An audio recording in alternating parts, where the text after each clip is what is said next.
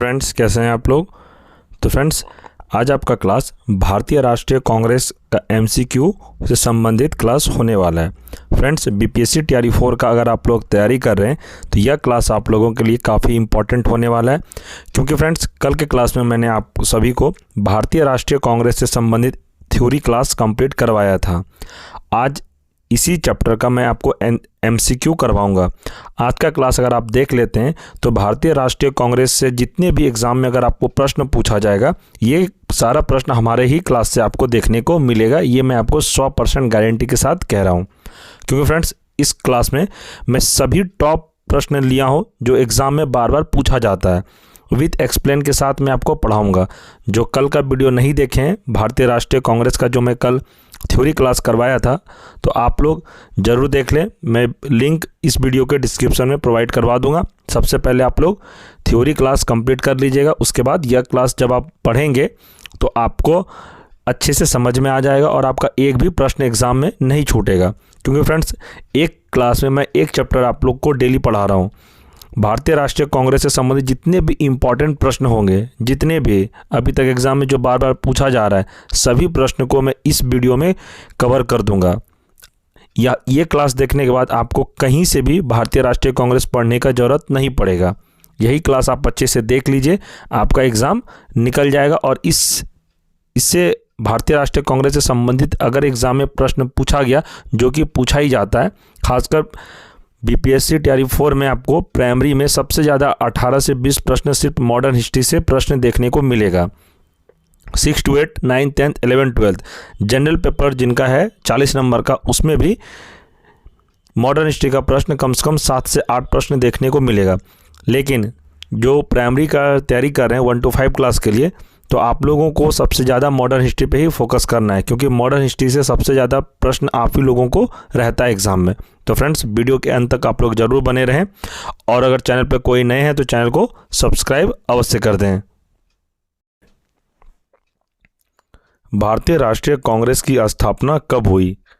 तो इसका आंसर है वर्ष 1885 में। इसे आप ध्यान रखिएगा। यह प्रश्न टीआरई 2 में यही प्रश्न को पूछा गया था, सेम टू सेम।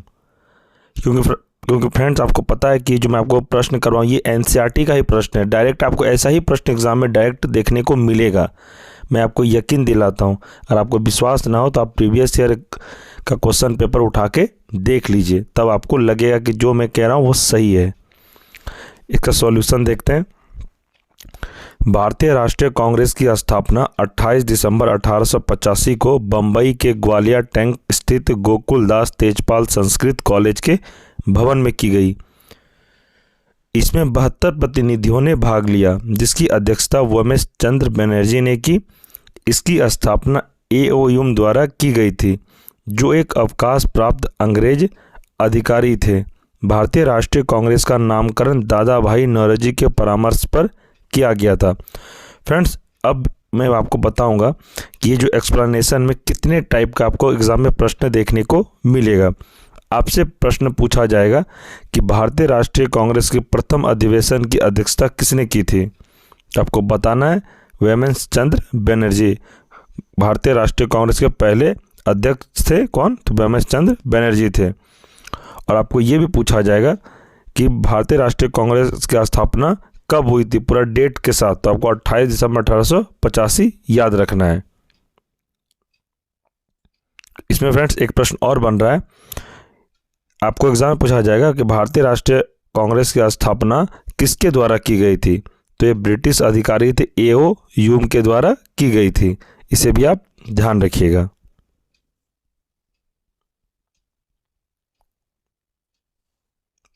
आगे प्रश्न है, निम्नलिखित में से किसे भारतीय अशांति के जनक के रूप में जाना जाता है? तो अशांति के जनक के रूप में जाना जाता है ये है लोकमान्य तिलक को। ये प्रश्न भी आप याद रखिएगा।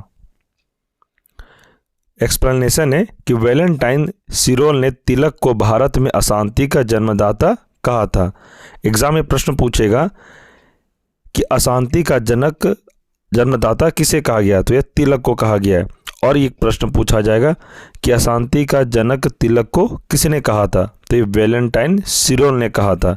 इसे भी आप ध्यान रखिएगा। इसी विषय पर तिलक ने सिरोल पर मानहानि का मुकदमा किया, जिसमें वे हार गए थे। लोगों में राष्ट्रवाद की भावना को जागृत करने के लिए तिलक ने 1893 में गणेश उत्सव एवं 1895 में शिवाजी उत्सव की शुरुआत की। इसे भी आप याद रखिएगा।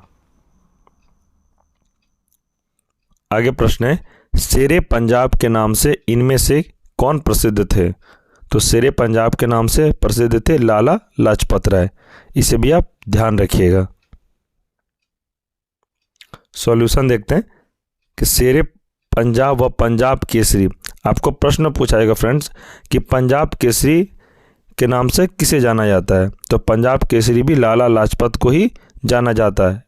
आपको एग्जाम में ऐसे भी प्रश्न पूछेगा, शेरे पंजाब भी लाला लाजपत राय का ही दूसरा नाम है और पंजाब केसरी के नाम से भी लाला लाजपत राय को ही जाना जाता है। ये दो प्रश्न आप याद रखिएगा।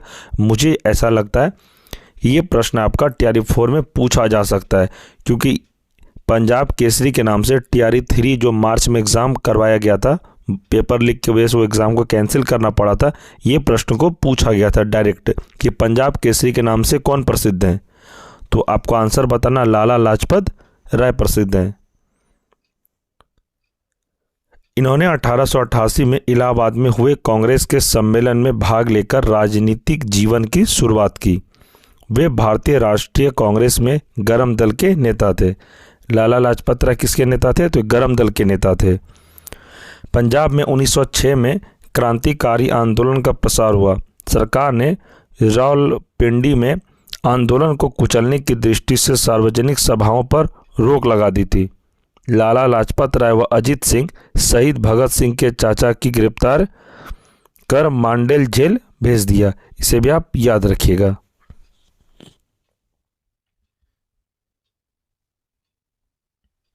प्रश्न है, कांग्रेस के एक अधिवेशन में एक गवर्नर ने भाग लिया था।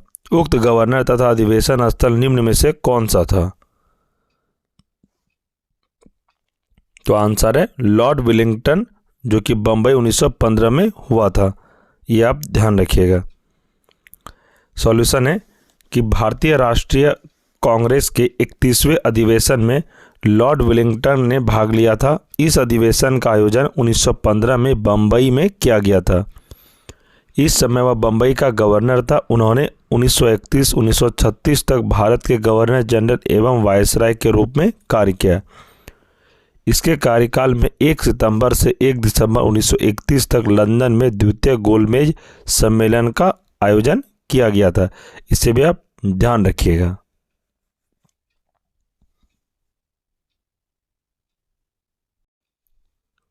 आगे प्रश्न देखते हैं। प्रश्न है, 1938 के भारतीय राष्ट्रीय कांग्रेस के हरिपुरा अधिवेशन की अध्यक्षता किसने की थी? तो इस प्रश्न का सही आंसर है ऑप्शन डी, सुभाष चंद्र बोस ने हरिपुरा अधिवेशन की अध्यक्षता की थी। इसे भी आप ध्यान रखिएगा। कांग्रेस के हरिपुरा अधिवेशन की अध्यक्षता सुभाष चंद्र बोस ने फरवरी 1948 में की थी। यह कांग्रेस का 52वां अधिवेशन था। दूसरी बार 1939 में त्रिपुरी मध्य प्रदेश कांग्रेस अधिवेशन में गांधी जी के विरोध के बाद भी अध्यक्ष पद के लिए चुन लिए गए थे,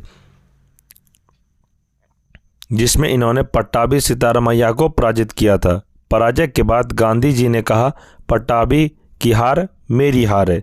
इसे भी आप ध्यान रखिएगा। आगे प्रश्न है, जब भारत स्वतंत्र हुआ उस समय कांग्रेस के अध्यक्ष कौन थे? तो उस समय कांग्रेस के अध्यक्ष थे JB कृपलानी। इसे अभी आप ध्यान रखिए। ये VVI आप नोट डाउन कर सकते हैं। आचार्य JB कृपलानी भारत के स्वतंत्रता के समय भारतीय राष्ट्रीय कांग्रेस के अध्यक्ष थे। उन्होंने 1946 में मेरठ में आयोजित भारतीय राष्ट्रीय कांग्रेस के अधिवेशन की अध्यक्षता की थी। उनका पूरा नाम जीवट राम भगवान दास कृपलानी था।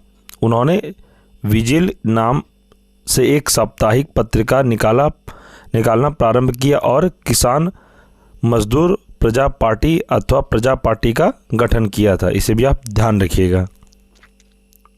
आगे प्रश्न है, कांग्रेस के नरम दल के नेताओं की आंदोलन की रणनीति थी। तो क्या रणनीति थी इसका? था राज वाम बंद।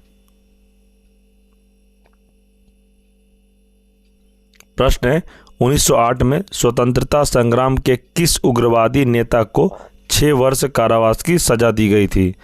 तो यह थे बाल गंगाधर तिलक को। केसरी में वर्णित लेखों के फलस्वरूप बाल गंगाधर तिलक पर राजद्रोह का मुकदमा चलाया गया और 24 जून 1908 को 6 वर्ष का कारावास देकर मांडले जेल में कैद कर दिया गया। यहीं पर अपने कारावास के समय तिलक ने Arctic home of the Vedas एवं गीता रहस्य नामक पुस्तकों की रचना की थी। इसे भी आप ध्यान रखिएगा। आगे प्रश्न है भारतीय राष्ट्रीय कांग्रेस के किस अधिवेशन में बाल गंगाधर तिलक ने अभिव्यक्ति किया था? स्वराज मेरा जन्मसिद्ध अधिकार है, मैं इसे लेकर रहूँगा। ये किस अधिवेशन में कहा गया था? तो ये अधिवेशन थे लखनऊ अधिवेशन 1916 में। 1916 में लखनऊ में आयोजित भारतीय राष्ट्रीय कांग्रेस के वार्षिक अधिवेशन में अपने भाषण के दौरान बाल गंगाधर तिलक ने कहा कि स्वराज मेरा जन्मसिद्ध अधिकार है और मैं उसे लेकर रहूँगा। 1916 में तिलक ने स्वशासन की प्राप्ति के उद्देश्य से होम रूल की स्थापना की। होम रूल का अर्थ था अंग्रेजी साम्राज्य के अंतर्गत स्वायत्तता प्राप्त करना। इसे भी आप ध्यान रखिएगा। आपको यहाँ से प्रश्न पूछा जाएगा फ्रेंड्स कि बाल गंगाधर ने स्वराज मेरा जन्मसिद्ध अधिकार है ये किस अधिवेशन में कहा था?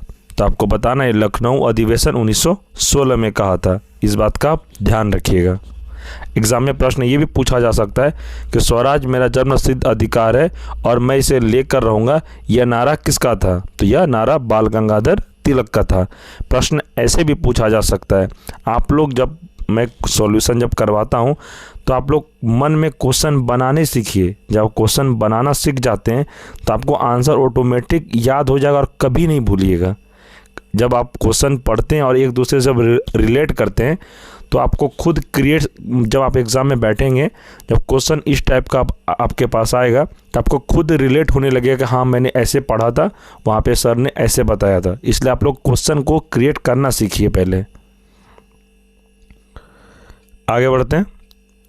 किसने भारतीय राष्ट्रीय कांग्रेस को सूक्ष्मदर्शी अल्पसंख्यक जनता का प्रतिनिधि बताते हुए उसका मजाक उड़ाया था?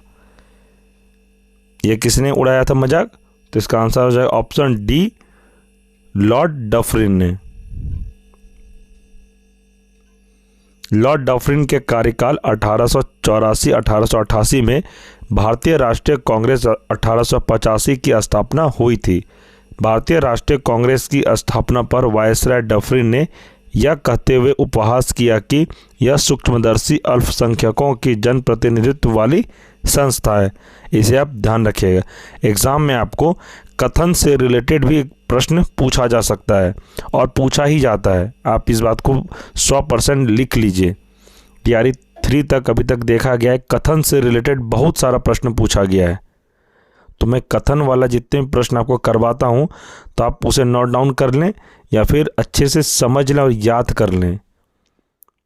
ऐसा ना हो कि एग्ज़ाम में प्रश्न हो और आप छोड़ के आ जाएं या फिर गलत आंसर लगा के आ जाएं। आगे प्रश्न है भारतीय राष्ट्रीय कांग्रेस के दूसरे अधिवेशन वर्ष 1886 में अध्यक्षता किसने की थी? तो दूसरे अधिवेशन जो हुए थे 1886 में उसकी अध्यक्षता किसने की थी? तो यह थे ऑप्शन सी, दादा भाई नौरोजी ने।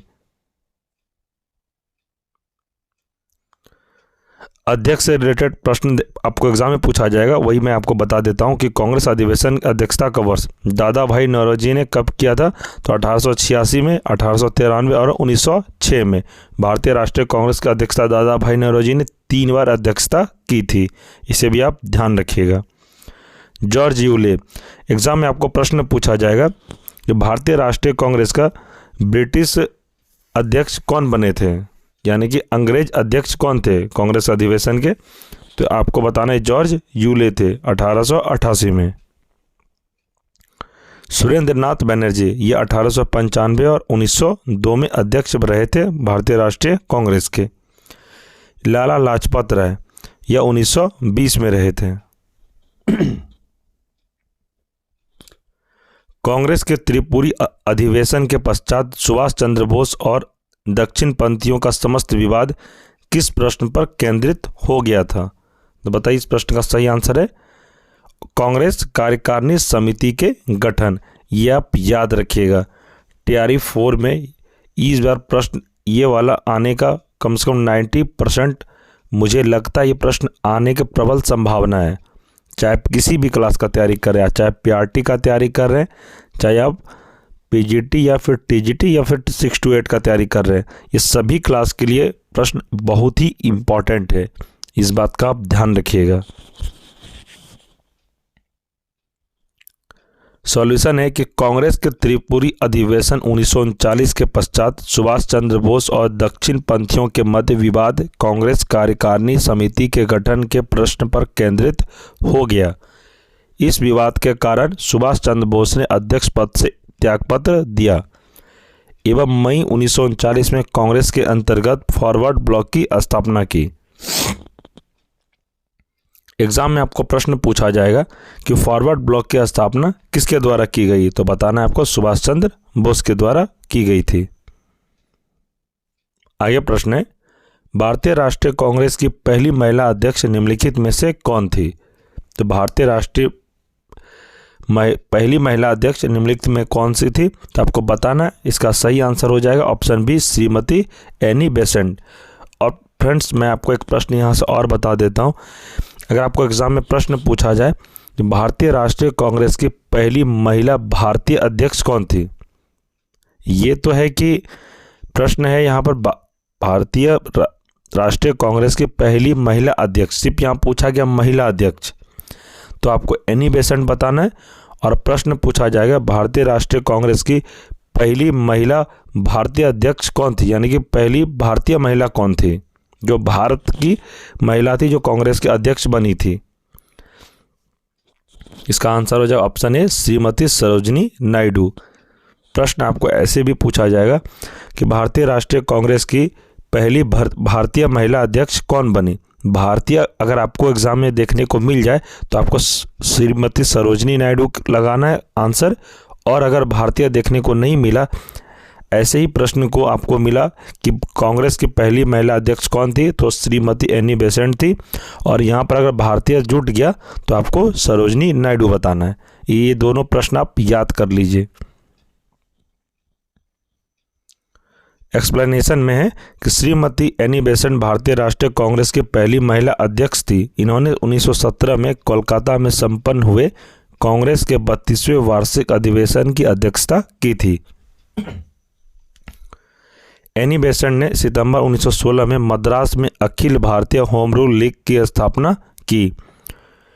कांग्रेस की प्रथम भारतीय महिला अध्यक्ष सरोजिनी नायडू थी। अभी मैंने आपको बताया, इसमें भी वही लिखा आ रहा है, आप लोग ध्यान दे के पढ़िए इसको पहले, जिन्होंने 1925 में कानपुर में हुए अधिवेशन की अध्यक्षता की थी। ये प्रश्न को फ्रेंड्स आप अच्छे से नोट डाउन कर लीजिएगा। आगे प्रश्न है, लोकनायक के नाम से किसे जाना जाता है? तो लोकनायक के नाम से जाना जाता है जयप्रकाश नारायण को, यह आप ध्यान रखिएगा।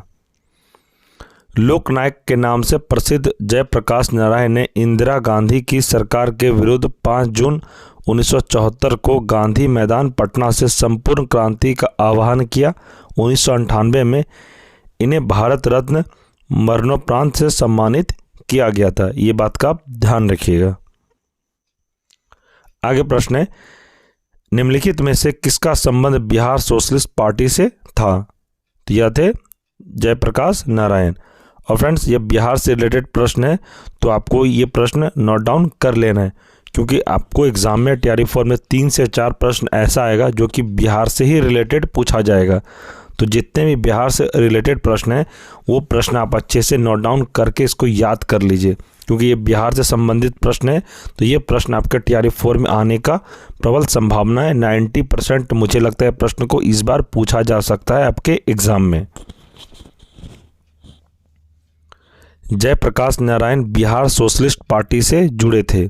1931 में बिहार सोशलिस्ट पार्टी का गठन गंगा शरण सिंह, रामवृक्ष बेनीपुरी और रामानंद मिश्र आदि ने किया था। इसे आप ध्यान रखिएगा। आगे प्रश्न है, 1934 में कांग्रेस समाजवादी पार्टी का गठन किसके द्वारा किया गया था? तो ये क्या किया गया था? ऑप्शन बी, जयप्रकाश नारायण एवं आचार्य नरेंद्र देव के द्वारा। 1934 में कांग्रेस समाजवादी पार्टी का गठन कांग्रेस के भीतर ही जयप्रकाश नारायण, योगेंद्र शुक्ल, मीनू मसानी और आचार्य नरेंद्र देव द्वारा किया गया था। इस पार्टी के अध्यक्ष आचार्य नरेंद्र देव थे तथा जयप्रकाश नारायण इसके महासचिव थे। इसका प्रथम अखिल भारतीय सम्मेलन 21 अक्टूबर 1934 को बंबई में हुआ था। इसे आप ध्यान रखिएगा। आगे प्रश्न है, निम्नलिखित में से किसने ऐतिहासिक 1932 के पूना समझौते पर हस्ताक्षर नहीं किए थे? तो इसका सही आंसर हो जाएगा option D, Mahatma Gandhi, MK Gandhi, यानी कि महात्मा गांधी।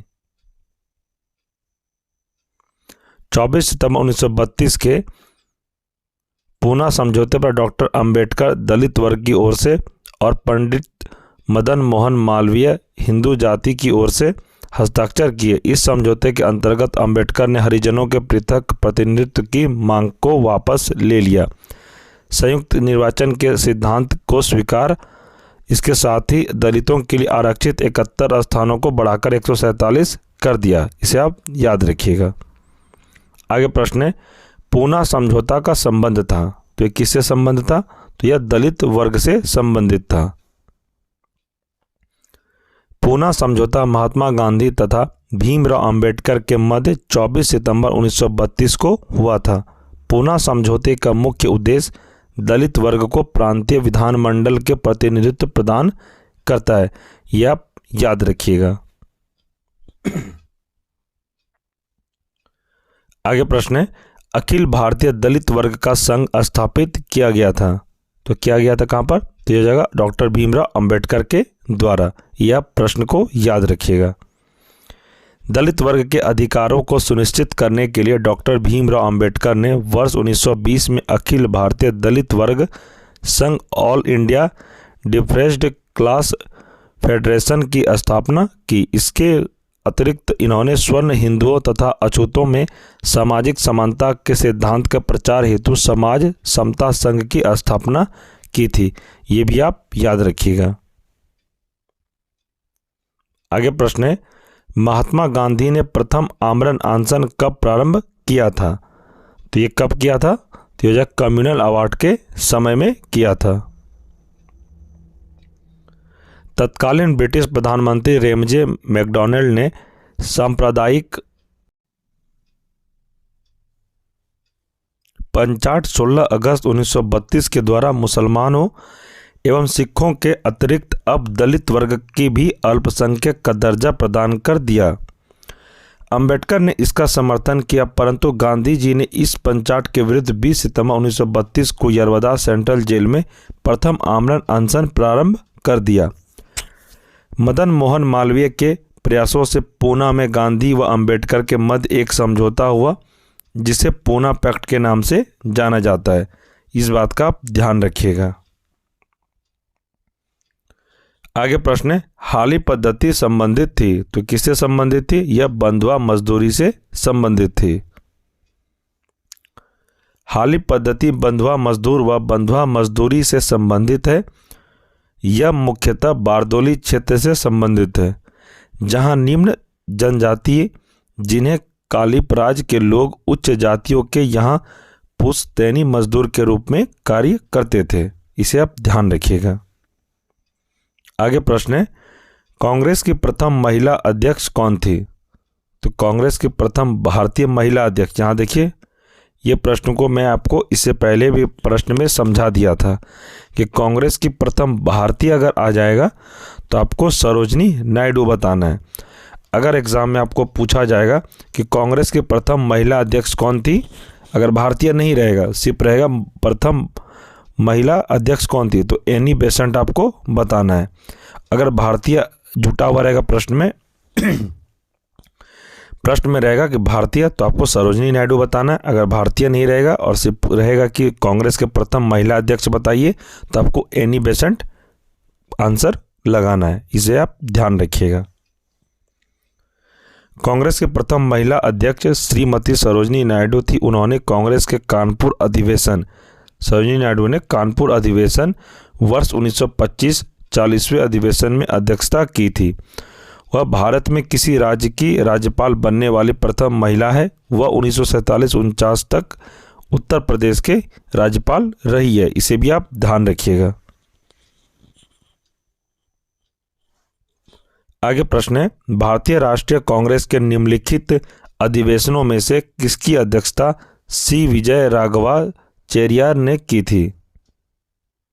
इसका आंसर हो जाएगा ऑप्शन बी, नागपुर अधिवेशन 1920।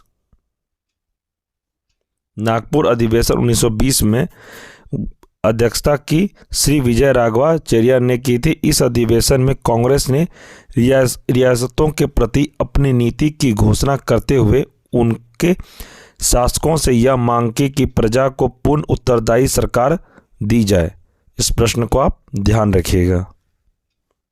आगे प्रश्न है, निम्नलिखित में से किस अधिवेशन में कांग्रेस ने पहली बार भारतीय रियासतों के प्रति अपनी नीति घोषणा की थी? तो यह हो जाएगा नागपुर अधिवेशन में। भारतीय राष्ट्रीय कांग्रेस ने 1920 में अपने नागपुर अधिवेशन में पहली बार रियासतों में जन आंदोलन के प्रति अपनी नीति प्रतिपादित की। नीति में कहा गया कि कांग्रेस रियासतों में लोगों के आंदोलन का समर्थन करेगी और उन्हें ब्रिटिश भारत के साथ एकजुट करने का प्रयास करेगी। इसका उद्देश्य धीरे धीरे रियासतों पर कांग्रेस का प्रभाव बढ़ाकर उन्हें भारत का अभिन्न अंग बनाना था। इस प्रश्न को आप ध्यान रखिएगा। आगे बढ़ते हैं। इनमें से कौन सबसे कम आयु में भारतीय राष्ट्रीय कांग्रेस का अध्यक्ष बनने वाला पहला व्यक्ति था? तो यह थे अबुल कलाम आजाद, ऑप्शन बी। 1923 में भारतीय राष्ट्रीय कांग्रेस के दिल्ली में आयोजित विशेष अधिवेशन में मौलाना अबुल कलाम आजाद 35 वर्ष को अध्यक्ष चुना गया। वह सबसे कम उम्र में कांग्रेस की अध्यक्षता की थी। वे वर्ष 1940-46 तक लगातार 6 वर्षों तक आज़ादी से पूर्व सर्वाधिक समय तक अध्यक्ष रहे। एग्जाम में आपको प्रश्न पूछा जाएगा फ्रेंड्स कि भारतीय राष्ट्रीय कांग्रेस के सबसे कम उम्र के अध्यक्ष कौन बने? तो मौलाना अबुल कलाम आज़ाद आपको बताना है। एक प्रश्न और यहाँ से पूछा जाएगा कि भारतीय राष्ट्रीय कांग्रेस के सबसे लंबे समय तक अध्यक्ष कौन बने थे? तो मौलाना अबुल कलाम आज़ाद बने थे। इस प्रश्न को भी आप अच्छे से याद कर लीजिएगा। आगे प्रश्न है, भारतीय राष्ट्रीय कांग्रेस की स्थापना के समय भारत का वायसराय कौन था? तो भारत का वायसराय था लॉर्ड डफरिन। इस प्रश्न को आप याद रखिएगा। भारतीय राष्ट्रीय कांग्रेस की स्थापना 1885 के समय भारत का वायसराय लॉर्ड डफरिन था। उसने कांग्रेस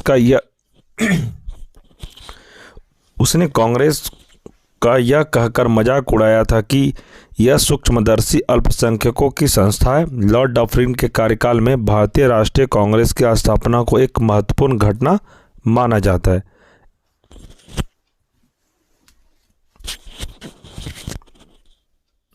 आगे है, निम्नलिखित में से किस भारतीय राष्ट्रीय कांग्रेस के अधिवेशन में जवाहरलाल नेहरू ने समाजवाद को भारत की समस्याओं को हल करने की कुंजी बताया? तो आपको बताइए। इस प्रश्न का आंसर है ऑप्शन बी, लखनऊ।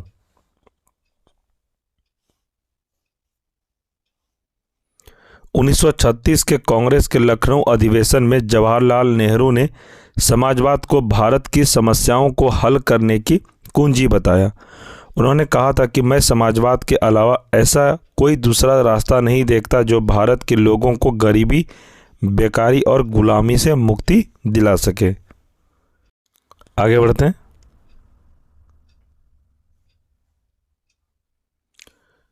इसमें कहा गया कि कांग्रेस के संबंध में विभिन्न नेताओं के वक्तव्य, किसने क्या कहा था, इससे भी प्रश्न एग्जाम में पूछा जाता है। तो फ्रेंड्स आप लोग ये प्रश्न, ये बहुत सारा इंपॉर्टेंट है, इसी में से आपको एक प्रश्न देखने को एग्जाम में 100% मैं कहता हूँ रहेगा, आप लिख लीजिए इसको। एक कथन से रिलेटेड प्रश्न है। तो बिपिन चंद्र पाल ने क्या कहा था कांग्रेस से रिलेटेड? तो कांग्रेस एक प्रकार की याचना करने वाली संस्था है। ये किसने कहा था? तो ये बिपिन चंद्र पाल ने कहा था। आगे बाल गंगाधर तिलक, इनका क्या कथन था कि यदि वर्ष में एक बार मेढक की तरह टर्राएंगे तो कुछ नहीं मिलेगा। ये कथन बाल गंगाधर तिलक का था। प्रश्न आपको एग्जाम में पूछा जाएगा कि यह कथन बताइए कि यदि वर्ष में एक बार मेढक की तरह टर्राएंगे तो कुछ नहीं मिलेगा, यह कथन किसका है? तो यह कथन बाल गंगाधर तिलक का है। ऐसे ही प्रश्न एग्जाम में आपको पूछा जाएगा। तीसरा है पट्टाभी सीतारमैया, इनका कथन था कि कांग्रेस की स्थापना संबंधी कारकों पर पर्दा पड़ा है। इसे भी आप ध्यान रखिएगा। लॉर्ड ऑफ कर्जन, फ्रेंड ये VVI आप मतलब 10 बार VVI आप इस प्रश्न को लिख लीजिए। लॉर्ड कर्जन से रिलेटेड एग्जाम में बहुत बार पूछा गया है। बिहार में जितने भी एग्जाम हुआ है अभी तक में, लॉर्ड कर्जन का ही कथन ज़्यादातर पूछा गया है। इनका कथन था कि कांग्रेस लड़खड़ा कर गिर रही है, भारत में रहते हुए मेरी इच्छा है कि मैं इसके शांतिपूर्ण अवसान में अपना सहयोग दे सकूं।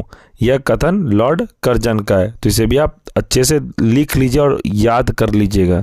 यह प्रश्न को ही पूछा जाता था ज़्यादातर एग्जाम में।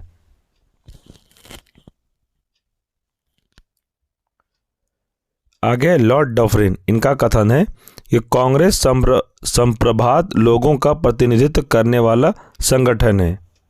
आगे लाला लाजपत राय, ये भी VVI आप लिख लीजिए। इनका कथन है कांग्रेस लॉर्ड डफरिन के दिमाग की उपज है। कांग्रेस के सम्मेलन शिक्षित भारतीय के वार्षिक राष्ट्रीय मेले हैं। आगे अश्विनी कुमार दत्त, इनका कथन है कांग्रेस के सम्मेलन 3 दिनों का तमाशा है। आगे बंकिम चंद्र चटर्जी, इनका कथन है कांग्रेस के लोग पदों के भूखे हैं। ये VVI आप लिख लीजिए। बंकिम चंद्र चटर्जी का कथन है कि कांग्रेस के लोग पदों के भूखे हैं। इस प्रश्न को भी आप याद कर लीजिएगा। तो फ्रेंड इस चैप्टर से रिलेटेड यानी कि भारतीय राष्ट्रीय कांग्रेस से रिलेटेड जितने भी इम्पॉर्टेंट प्रश्न थे एक्सप्लेन के साथ मैं आपको इस वीडियो में कंप्लीट करवा दिया। और फ्रेंड्स मैं आपको 100% कहता हूं कि एग्ज़ाम में आपको यहीं से प्रश्न देखने को मिलेगा, क्योंकि जितने भी प्रश्न हैं ये सभी NCERT के ही प्रश्न आपको मैं कंप्लीट करवाया। और फ्रेंड्स अगर आपने मॉडर्न हिस्ट्री का थ्योरी पोर्शन नहीं देखा है, मैं बार बार कहता हूँ 9.25 घंटे की मैराथन क्लास मॉडर्न हिस्ट्री का मैंने कंप्लीट करवा दिया है। अगर आपने नहीं देखा है तो आप उसको अच्छे से एक बार देख लीजिए। उसके बाद आपको थ्योरी पोर्शन मॉडर्न हिस्ट्री का कहीं से भी देखने का ज़रूरत नहीं पड़ेगा। इस बात का आप ध्यान रखिएगा।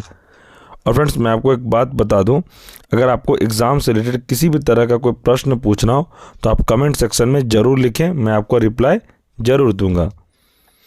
और फ्रेंड्स इस चैनल पर अभी पॉलिटी का क्लास और ज्योग्राफी, साइंस, बायोलॉजी का क्लास चल रहा है और सभी का प्लेलिस्ट बना दिया गया है।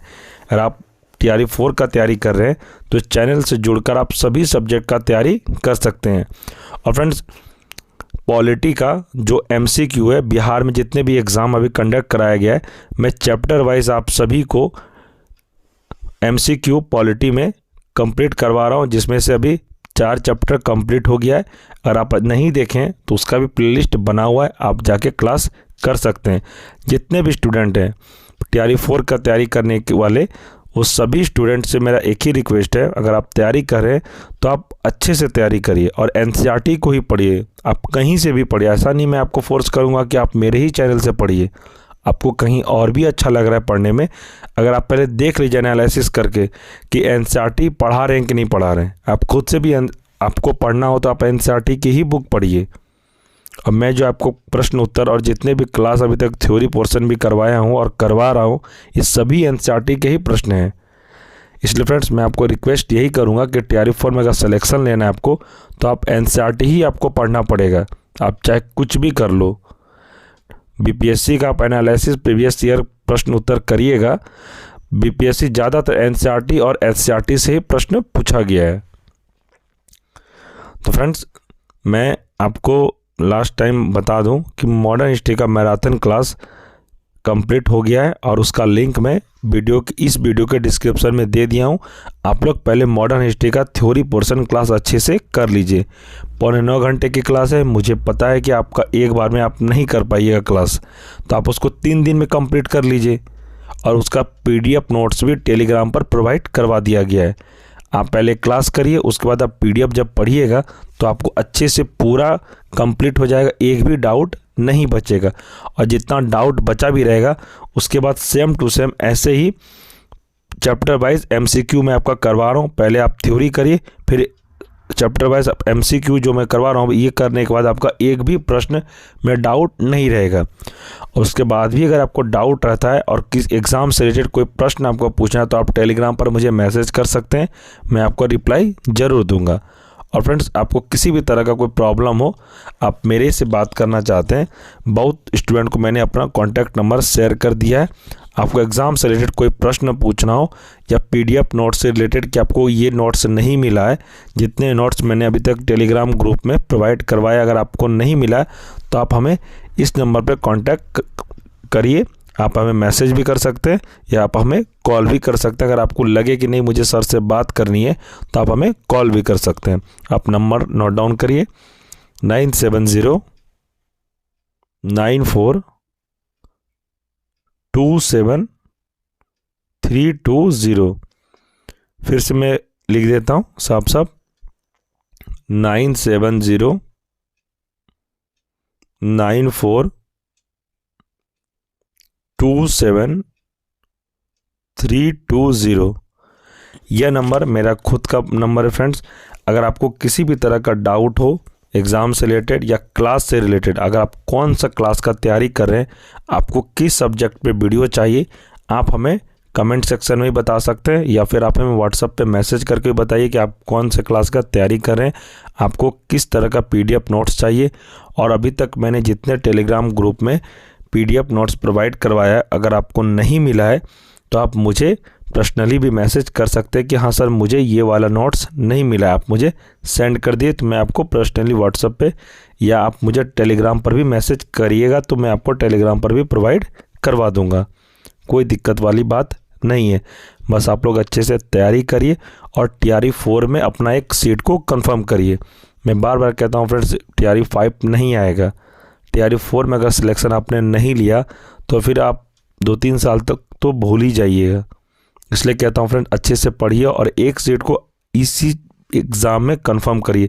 जो TRE 3 में 1-2 नंबर से छूट गए हैं उनके लिए बहुत ही सुनहरा अवसर है TRE 4, इसलिए आप लोग भी अच्छे से तैयारी करिए। और फ्रेंड्स, अगर आप चैनल पे कोई नए हैं तो चैनल को सब्सक्राइब कर लें और बेल आइकन को प्रेस अवश्य कर लें। और वीडियो आपको अच्छा लगा हो तो वीडियो को लाइक करें और इसे अपने दोस्तों में भी शेयर करें जो TRE 4 का प्रिपरेशन कर रहे हैं। और फ्रेंड्स, किसी भी तरह का डाउट हो आप कमेंट सेक्शन में ज़रूर कमेंट करें कि आपको वीडियो कैसा लगा। अगर आपको वीडियो अच्छा नहीं भी लगा है तो आप वह भी लिखिए कि आपको इसमें क्या अच्छा नहीं लगा। और आपको अगर अच्छा लगा वीडियो तो आप लिखिए कि आपको क्या अच्छा लगा। आप जब कमेंट करते हैं फ्रेंड्स तो हमें सेल्फ मोटिवेट मिलता है कि हाँ मेरे द्वारा पढ़ाया गया आपको अच्छा लग रहा है और आप अच्छे से समझ भी रहे हैं। और भी अच्छे से आप लोगों के लिए वीडियो और क्लास में करवाता रहूँगा, आपको इसमें टेंशन लेने का ज़रूरत नहीं है। तो ठीक है फ्रेंड्स, मिलते हैं हम लोग नेक्स्ट वीडियो में। और फ्रेंड्स, जाते जाते मैं आपको एक बात बता दूं, अगर आपको इस क्लास का PDF नोट्स चाहिए तो आप हमारे टेलीग्राम ग्रुप में ज़रूर ज्वाइन कर जाइएगा। टेलीग्राम ग्रुप का लिंक मैं इस वीडियो के डिस्क्रिप्शन में प्रोवाइड करवा दिया हूँ। डिस्क्रिप्शन में टेलीग्राम का लिंक है, आप टेलीग्राम लिंक पर क्लिक करके आप ग्रुप को ज्वाइन कर लीजिए। अभी तक जितने भी PDF नोट्स है सभी आपको नोट्स वहाँ पे मिल जाएगा और जितने भी क्लास होते जाएगा डेली आपको PDF नोट्स वहाँ पर प्रोवाइड करवा दिया जाएगा। इसलिए फ्रेंड्स, सभी स्टूडेंट से एक ही रिक्वेस्ट, आप लोग टेलीग्राम ग्रुप जरूर ज्वाइन कर लीजिएगा। तो ठीक है फ्रेंड्स, मिलते हैं हम लोग नेक्स्ट वीडियो में। तब तक के लिए जय हिंद, जय भारत।